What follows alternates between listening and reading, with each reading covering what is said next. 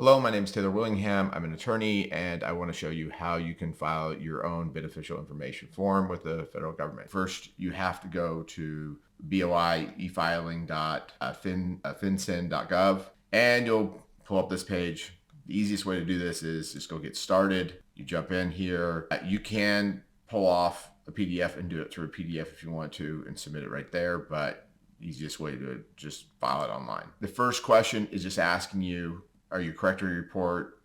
Did you do this before? Of course, you're doing your initial. So you enter your initial, go to next. Click here. You want to request to receive your FinCEN ID. That's going to give you an ID number, I imagine, to report things in the future for more things that they're going to want. Right here, put your legal name. Make sure you look up on your filing what your actual legal name is. This is where you put your DBA. So let's just make up a fake company. We'll call it ABC LLC. But you do business as something else. Maybe you do it as Jeff's Plumbing. All right. If you have any alternate names, you click here and you can add them in.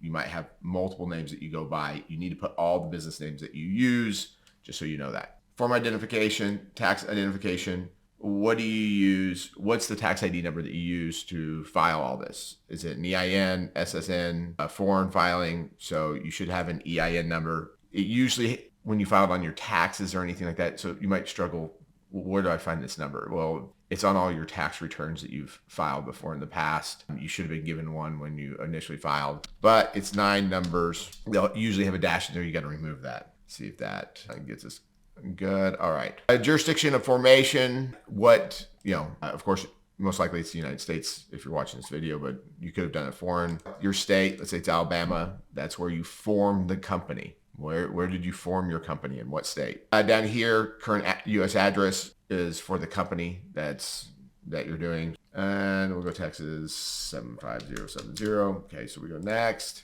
This one kind of confused me when I initially went through as existing reporting company. So if you've already done this before, you can click that button. If you haven't, you can just move on. So most likely if you're watching this, you haven't done this before. You can add applicant and you can enter your FinCEN ID, or you can put your personal information here. Since you don't have a FinCEN ID, just put your personal information in here that you are the one filing. You're the applicant filing on behalf. So you may not have any beneficial ownership, but you're filing on behalf of the company. So this would be you. Your address, business, or your residential address.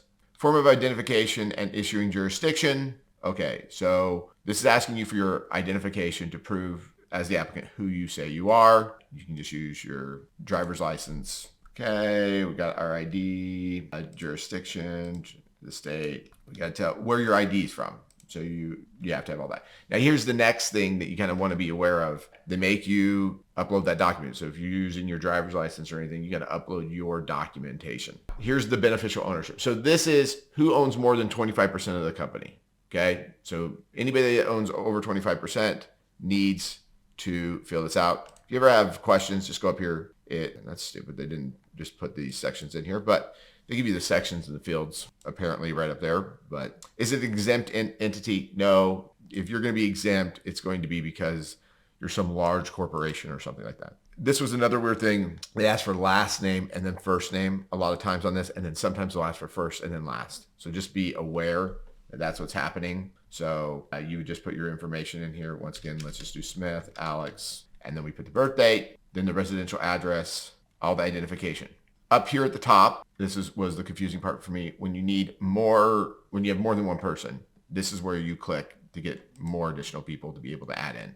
And then you can click back and forth on this. And then you can give all the information. Next, you want to put your email, everything in here, first, last name. You agree that you understand that if you're making this up or lying, that this could be a criminal act. So make sure what you're putting in there is correct. You submit, and then you're going to hit submit. And then what's going to end up happening is they're going to send you, automatically, you will get a form with all the information. Make sure you save that form. That's how you do it. It is not difficult to do it all, as you can see. Hopefully this helps and you can get this done for yourself.